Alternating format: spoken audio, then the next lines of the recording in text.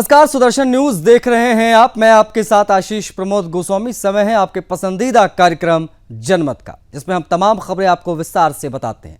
सबसे पहले बात आज करेंगे जनमत में केंद्र सरकार के एक बड़े ऐलान की। लेकिन पीएम किसान सम्मान निधि योजना की 21वीं किस्त के इंतजार के बीच केंद्र सरकार ने किसानों के लिए एक बड़ा ऐलान कर दिया। 11 अक्टूबर शनिवार को प्रधानमंत्री मोदी किसानों को बड़ी सौगात देने जा रहे हैं। प्रधानमंत्री 2 बड़ी योजनाओं की शुरुआत इस दौरान करेंगे। इस दिन प्रधानमंत्री धन धान्य कृषि योजना और दलहन पर आत्मनिर्भर योजना का शुभारंभ करने जा रहे हैं। प्रधानमंत्री केंद्रीय कृषि मंत्री शिवराज सिंह चौहान ने गुरुवार को यह जानकारी भी दे दी है। कृषि मंत्री के मुताबिक 42,000 करोड़ से ज्यादा मूल्य की योजनाओं की सौगात किसानों को मिलेगी। शिवराज सिंह चौहान ने कहा है कि दालों में हमें अभी भी आत्मनिर्भर बनना है, जो हम अभी नहीं बन पाए हैं, जबकि हम सबसे बड़े उत्पादक हैं दाल के। दालों में आत्मनिर्भरता पाने के लिए दलहन मिशन का लक्ष्य 2030-31 तक तय किया गया है। इस दौरान दालों के क्षेत्रफल 275 लाख हेक्टेयर से बढ़ाकर, यानी जो उसका क्षेत्रफल है उसको 275 लाख हेक्टेयर से बढ़ाकर 310 लाख हेक्टेयर करने का लक्ष्य रखा गया है। इस तरह से दालों का उत्पादन भी 242 लाख टन से बढ़ाकर 350 लाख टन करना है। किसानों को मुफ्त में मिलेंगे। ICAR किसानों के लिए दलहन के हाइब्रिड बनाए जाएंगे। आपको बता दें कि जो हाइब्रिड बीज बनाए जाएंगे उसको लेकर भी जानकारियां दी गई हैं। किसानों को बीजों की मीन किट उपलब्ध कराई जाएगी। कृषि मंत्री ने कहा है कि 126 लाख क्विंटल प्रमाणित बीज किसानों को बांटे जाएंगे। इसके अलावा 88 लाख निशुल्क बीज के किट भी बांटे जाएंगे। ये मिनी किट के रूप में होंगे। किसानों को पारंपरिक बीज के साथ हाइब्रिड बीजों के इस्तेमाल के लिए प्रोत्साहित किया जाएगा। रबी के इस सीजन से ही बीज दिए जाएंगे। इसके अलावा 1000 प्रसंस्करण इकाइयां स्थापित करने के लिए 25 लाख रुपए तक की सब्सिडी भी दी जाएगी किसानों को। पीएम मोदी इस योजना की शुरुआत करने जा रहे हैं कल। इसके अलावा 11 अक्टूबर को ही पूसा इंस्टीट्यूट से प्रधानमंत्री मोदी धन धान्य कृषि योजना का भी शुभारंभ कर देंगे। देखिए, इस योजना के तहत कम उत्पादकता वाले जिलों का चयन किया जाएगा और उन्हें आगे बढ़ाने के लिए खास प्रयास किए जाएंगे। इन जिलों के किसानों की आय और उत्पादन बढ़ाकर राष्ट्रीय औसत के आसपास लाने की कोशिश होगी। पीएम धन धान्य कृषि योजना के तहत 11 विभागों की 36 योजनाओं को मिलाकर किसानों तक पहुंचाने का प्रयास किया जाएगा।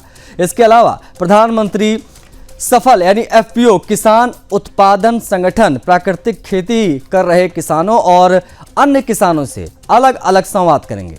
इन योजनाओं के लॉन्चिंग का सीधा प्रसारण विज्ञान केंद्र, मीडिया किसान समृद्धि में केंद्रों में किया जाएगा। माना यह जा रहा है कि 1.25 करोड़ किसान इस कार्यक्रम से जुड़ने जा रहे हैं।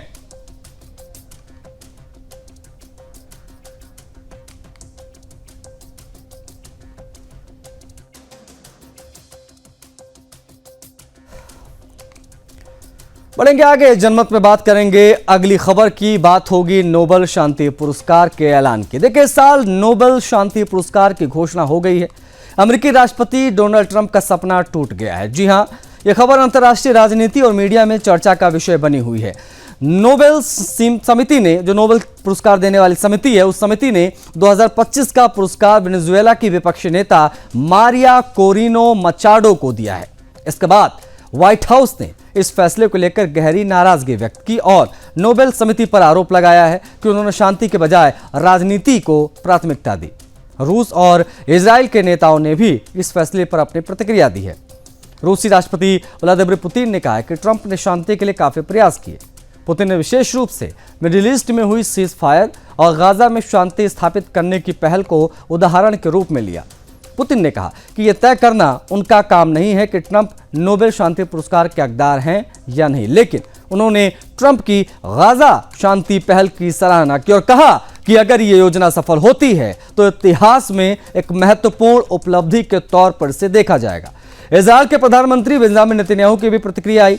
नेतन्याहू ने भी ट्रंप को अपना समर्थन जताया। कहा कि नोबेल समिति शांति के बारे में बात करती है, लेकिन ट्रंप उसे हकीकत में बदलते हैं। नेतन्याहू ने ट्वीट किया, फैक्ट खुद बोलते हैं, ऐसा उन्होंने लिखा अपने ट्वीट में। राष्ट्रपति ट्रंप ही नोबेल पुरस्कार के असली हकदार थे। उन्होंने यह भी कहा कि ट्रंप के प्रयासों की तुलना अन्य नेताओं से नहीं की जा सकती, क्योंकि उन्होंने वास्तविक दुनिया में शांति स्थापित करने की दिशा में कदम उठाए। व्हाइट हाउस ने इस मामले पर अपने स्पष्ट रुख को दोहराया। प्रेस सचिव स्टीवन चियोंग ने ट्वीट कर कहा कि राष्ट्रपति ट्रंप हमेशा शांति समझौते करेंगे, युद्धों को समाप्त करेंगे और अनगिनत जीवन बचाएंगे। उन्होंने कहा कि ट्रंप का दिल मानवतावादी है और उनकी इच्छा शक्ति ही उन्हें ऐसे कार्यों में सक्षम बनाती है जो आम नेताओं के लिए असंभव हो जाती है। विशेषज्ञों का कहना है कि ट्रंप की नीतियां और पहल अक्सर विवादों में रहते हैं, लेकिन उन्होंने मध्य पूर्व और अन्य संघर्षग्रस्त क्षेत्रों में शांति स्थापित की कई प्रयास किए। उनके शासनकाल में अमेरिकी नेतृत्व ने इजराइल और अरब देशों के बीच में ऐतिहासिक शांति समझौते कराने में महत्वपूर्ण भूमिका निभाई।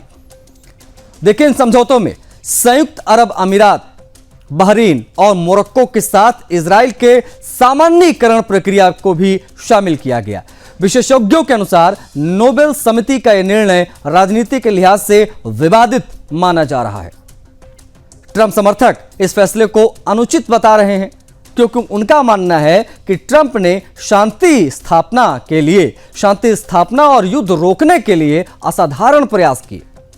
वहीं आलोचक यह कहते हैं कि ट्रंप की नीतियों में कई बार विवादास्पद निर्णय और आक्रामक कूटनीति शामिल रही, जिस कारण से नोबेल समिति ने उन्हें पुरस्कार से बाहर रखा।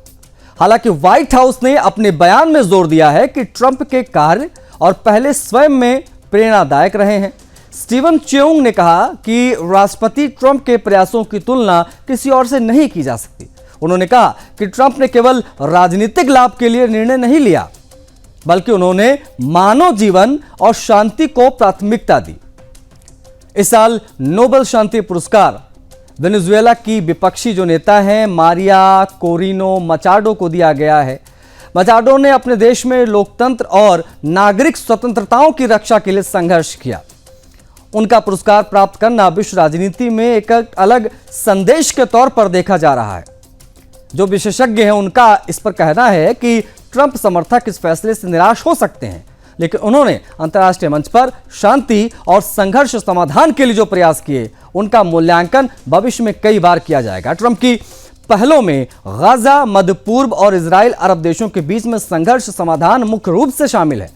अंतर्राष्ट्रीय मीडिया ने भी ट्रंप के इस नोबेल पुरस्कार से बाहर रहने को काफी हद तक विवादास्पद बताया। इस पूरी स्थिति ने वैश्विक राजनीति में एक नई बहस को छेड़ दिया है, जन्म दे दिया है। अमेरिका, रूस और इजराइल के नेताओं की प्रतिक्रियाओं ने स्पष्ट किया है कि ट्रंप की नीतियां और पहले विश्व स्तर पर गंभीर प्रभाव डालती हैं और उनकी उपेक्षा के बावजूद उनके समर्थक और सहयोगी उन्हें वास्तविक शांति निर्माता मानते हैं।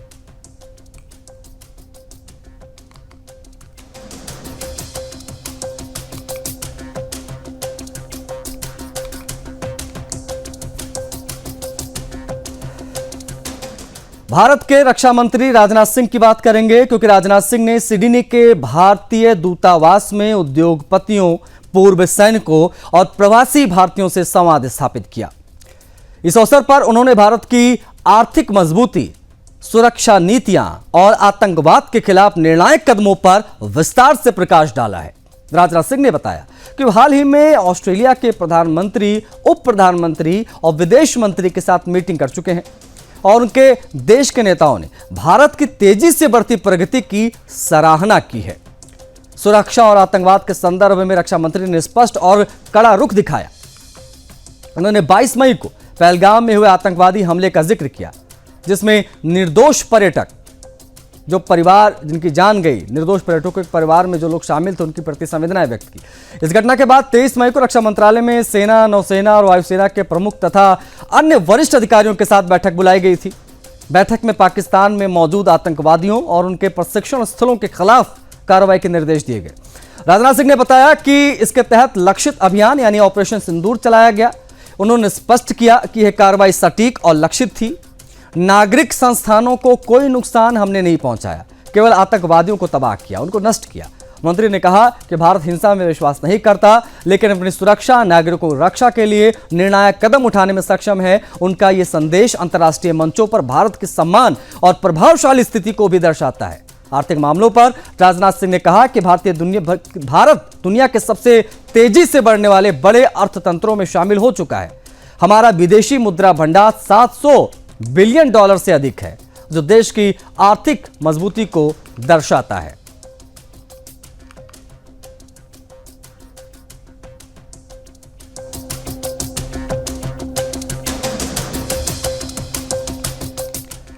नीदरलैंड सरकार ने राष्ट्रीय स्वयंसेवक संघ यानी आरएसएस के 100 वर्ष पूरे होने के उपलक्ष्य में एक स्मारक डाक टिकट जारी किया। जी हां, यह कदम आरएसएस के अंतर्राष्ट्रीय स्तर पर मान्यता प्राप्त करने का संकेत के तौर पर माना जा रहा है।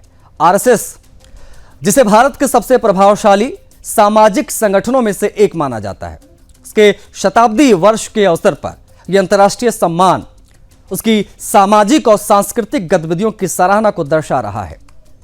डाक टिकट में आरएसएस की संगठनात्मक छवि, शस्त्रधारी स्वयंसेवकों की प्रतीकात्मक झलक को प्रदर्शित किया गया है। विशेषज्ञों के अनुसार नीदरलैंड द्वारा यह कदम आरएसएस के वैश्विक प्रभाव और सामाजिक योगदान को स्वीकार करने के रूप में देखा जा सकता है।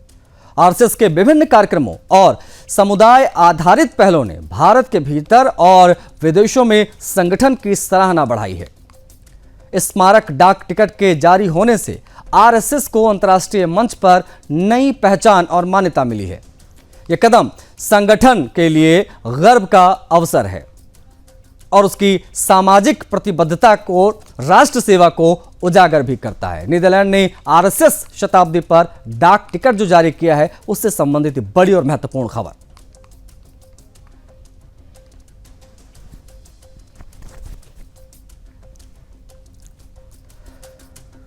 उधर राज्य संसदीय बोर्ड की बैठक में उम्मीदवारों के नाम तय करने एवं इंडिया गठबंधन के दूसरे दलों से सीट शेयरिंग पर बात करने के लिए सर्वसम्मति से आरजेडी यानी राजद अध्यक्ष लालू प्रसाद को अधिकृत कर दिया गया है।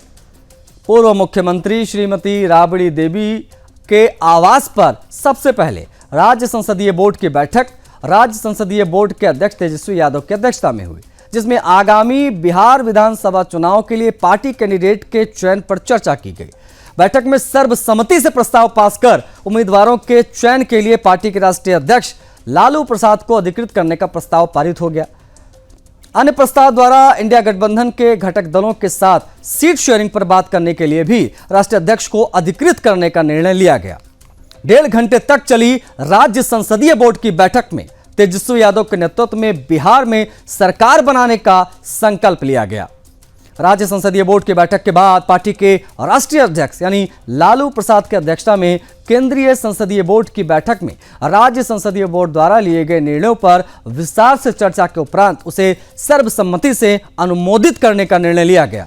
बैठक में पूर्व मुख्यमंत्री राबड़ी देवी, राष्ट्रीय प्रधान महासचिव अब्दुल बारी सिद्दीकी, सांसद मीसा भारती उपस्थित थीं।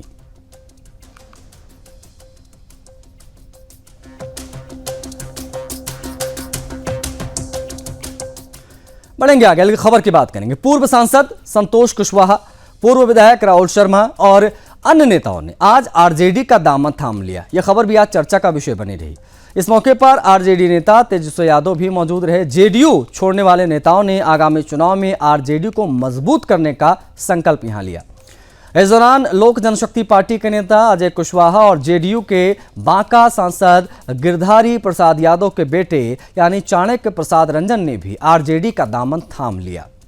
संतोष कुशवाहा ने लगातार 2 बार पूर्णिया लोकसभा सीट जेडीयू के लिए जीती थी, लेकिन 2024 के लोकसभा चुनाव में वह पप्पू यादव से हार गए। उनका 2014 में लोकसभा पदार्पण भी चर्चा में रहा, जब उन्होंने बीजेपी छोड़कर मोदी लहर के खिलाफ चुनाव लड़ते हुए जेडीयू के लिए सिर्फ 2 में से 1 सीट जीती थी। राहुल शर्मा जहानाबाद जिले के घोसी से पूर्व विधायक हैं और वो जगदीश शर्मा के बेटे हैं।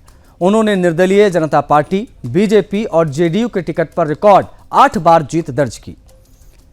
तेजस्वी यादव ने इस अवसर पर कहा कि आरजेडी परिवार संतोष कुशवाहा, राहुल शर्मा और अजय कुशवाहा पर चाणक्य प्रसाद रंजन का भी स्वागत करता है। उनके जुड़ने से पार्टी और मजबूत होगी। मतलब इन सभी का स्वागत किया गया तेजस्वी यादव के द्वारा। उन्होंने कहा कि लोग एनडीए सरकार से तंग आ चुके हैं। आगामी विधानसभा चुनाव में जनता उनकी सरकार को उखाड़ फेंकेगी बिहार से।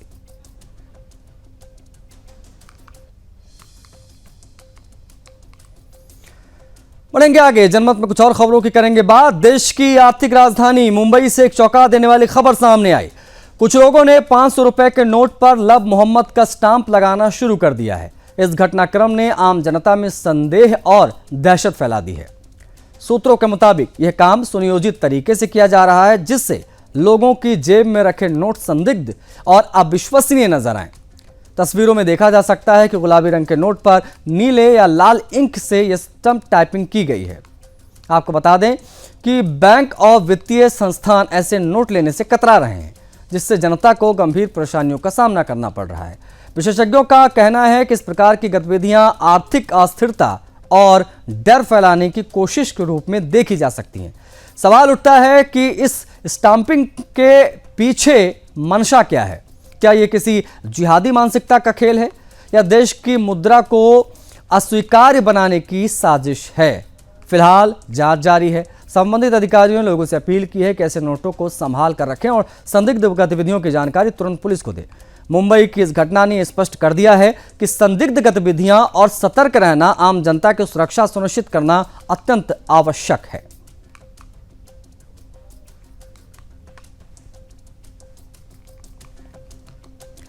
बढ़ेंगे आगे, अगली खबर की करेंगे बात। देखिए, आज इंडिया डाक की ओर से पोस्टल वीक सेलिब्रेशन 2025 के अवसर पर उपभोक्ता दिवस मनाया गया।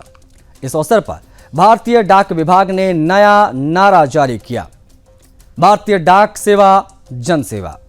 भारतीय डाक विभाग के चीफ जनरल अमिताभ सिंह ने बताया कि विभाग स्पीड पोस्ट और रजिस्ट्री पोस्ट सेवाओं को अब मिक्स कर रहा है और नई सुविधाएं ग्राहकों के लिए उपलब्ध कराया जा रहा है। भविष्य में भारतीय डाक म्यूचुअल फंड्स जैसी सेवाएं भी गांव-गांव तक उपलब्ध कराएगा, ताकि ग्रामीण क्षेत्रों में भी वित्तीय सेवाओं का लाभ पहुंचे। अमिताभ सिंह ने कहा कि पिछले 1 वर्ष से डिजिटल मॉडल को लागू किया गया है और अब 1.5 लाख से ज्यादा पोस्ट ऑफिस नेटवर्क डिजिटल सेवाओं के लिए तैयार है। यह मॉडल खासकर उपभोक्ताओं के लिए लाभकारी साबित हो रहा है। उन्होंने बताया कि भारतीय डाक की उपलब्धियां विश्व स्तर पर मान्यता प्राप्त कर चुकी है। उदाहरण के तौर पर यूपीआई यूनियन और यूनिवर्सल पोस्टल यूनियन के साथ समझौते से पोस्टल माध्यम से पैसों के लेन देन की सेवाएं और विश्व स्तर पर पहुंचाई जा सकेंगी। इस अवसर पर अमिताभ सिंह ने पूरे देशवासियों को उपभोक्ता सप्ताह की शुभकामनाएं दी और कहा कि भारतीय डाक विभाग निरंतर अपने नेटवर्क और डिजिटल सेवाओं के माध्यम से जनसेवा को और सशक्त बनाता रहेगा।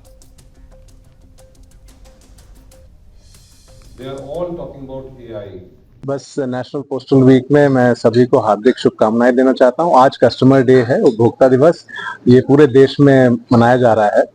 मैं तो कस्टमर से यही कहना चाहूंगा कि भारतीय डाक विभाग ने अपना नया नारा बनाया है कि डाक सेवा जन सेवा। हम अपनी चिट्ठी, पार्सल और हमारी जो फाइनेंशियल सेवाएं हैं वो आपके लिए प्रस्तुत हैं और नई नई सेवाएं भी हम लोग जोड़ रहे हैं। तो कस्टमर्स के लिए मेरा मेन ये है कि मैसेज कि आप हमें, हमारे ऊपर जो भरोसा आपने बनाया हुआ है बनाए रखें। नई नई चीजें भी डाक विभाग कर रहा है, जैसे कि स्पीड पोस्ट और रजिस्टर्ड पोस्ट को मिक्स कर दिया है। नई दर है, लेकिन हम OTP बेस्ड सर्विस वगैरह प्रोवाइड कर रहे हैं।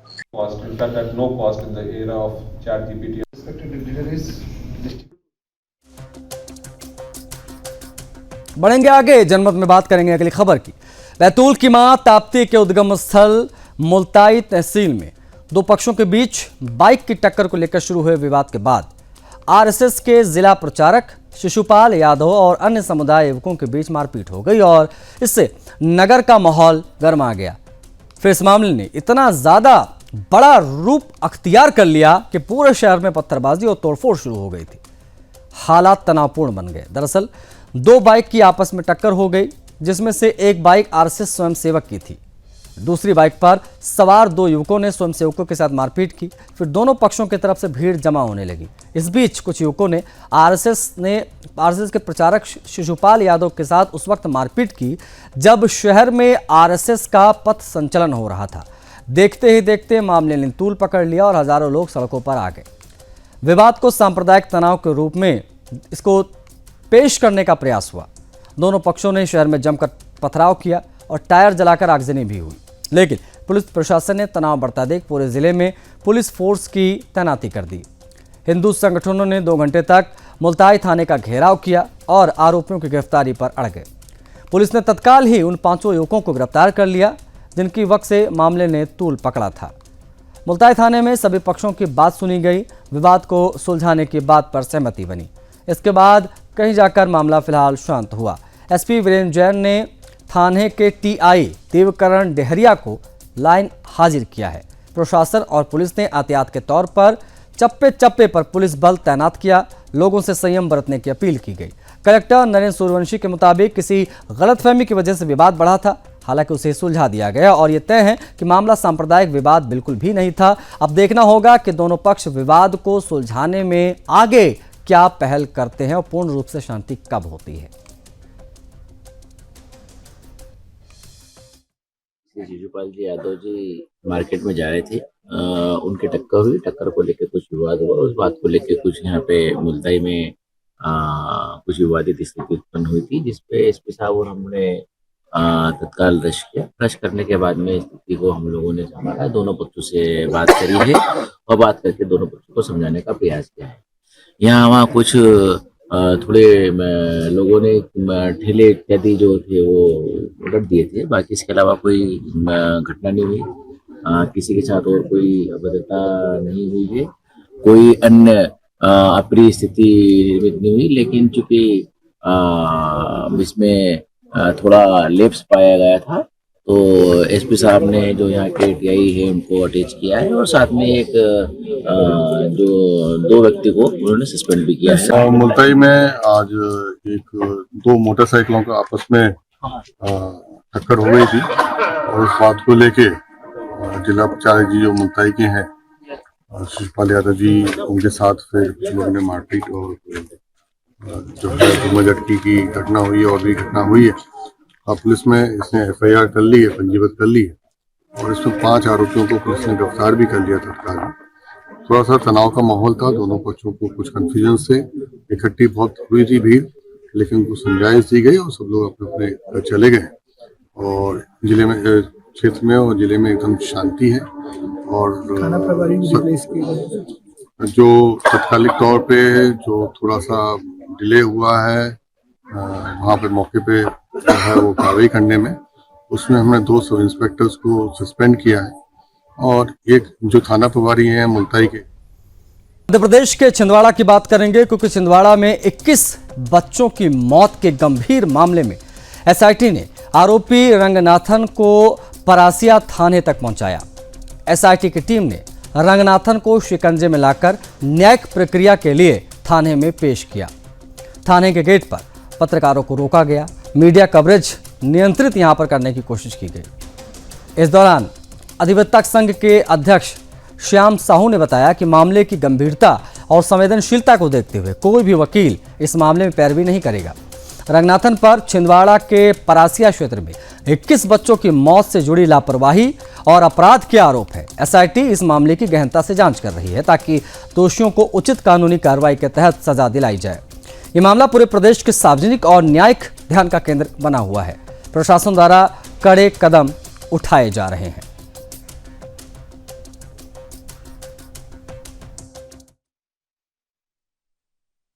परासिया क्षेत्र में जो 16 बच्चों की किडनी फेलियर का मामला जो बहुचर्चित मामला है, जिसको लेकर पूरे देश में संवेदनशीलता बढ़ी हुई है। आज इसके जो मुख्य आरोपी हैं रंगनाथन, जो इस दवाई के निर्माण करता है, उसको पुलिस आज परासिया न्यायालय में पेश कर रही है। परासिया अधिवक्ता संघ की ओर से आज ये निर्णय लिया गया है कि इस आरोपी के खिलाफ कोई भी वकील जो है पैरवी नहीं करेगा और ना ही जिले के कोई भी वकील पैरवी करेंगे। ऐसा संघ के द्वारा निर्णय लिया गया है और हम इसकी जो कॉपियां हैं हमारे जो जिला अधिवक्ता संघ है उनको भी हम प्रेषित कर रहे हैं। और जो भी वकील ऐसे गंभीर मामलों में, जहां पे हमारे क्षेत्र के परासिया क्षेत्र के बच्चे, बैतूल के, तामिया के और भी जगह, तमाम जगह के जो बच्चे हैं जिनकी किडनी फेलियर से उनकी मृत्यु हुई है, अधिवक्ता संघ उनके परिवार के साथ अपनी पूरी संवेदना व्यक्त करता है और इन आरोपियों के खिलाफ कोई भी वकालत नहीं करेगा। यह निर्णय आज अधिवक्ता संघ परासिया ने लिया। परासिया क्षेत्र में जो 16 बच्चों की किडनी फेलियर का मामला, जो बहुचर्चित मामला है, जिसको अब बात करेंगे करवा चौथ की। आज करवा चौथ का पर्व मनाया जा रहा है, मनाया गया है बड़े पैमाने पर। शहरों में महिलाएं जो हैं वो करवा चौथ का पर्व मनाती देखेगी। ये जो तस्वीरें आप देख पा रहे हैं वो दिल्ली के मुख्यमंत्री रेखा गुप्ता जी की हैं और आज उन्होंने पूरे विधि विधान के साथ में तमाम महिलाओं के साथ बैठकर आज जो सुहागिनों का पर्व है करवा चौथ वो दिल्ली में मनाया गया। ये उस दौरान की तस्वीरें हम आपको दिखा रहे हैं।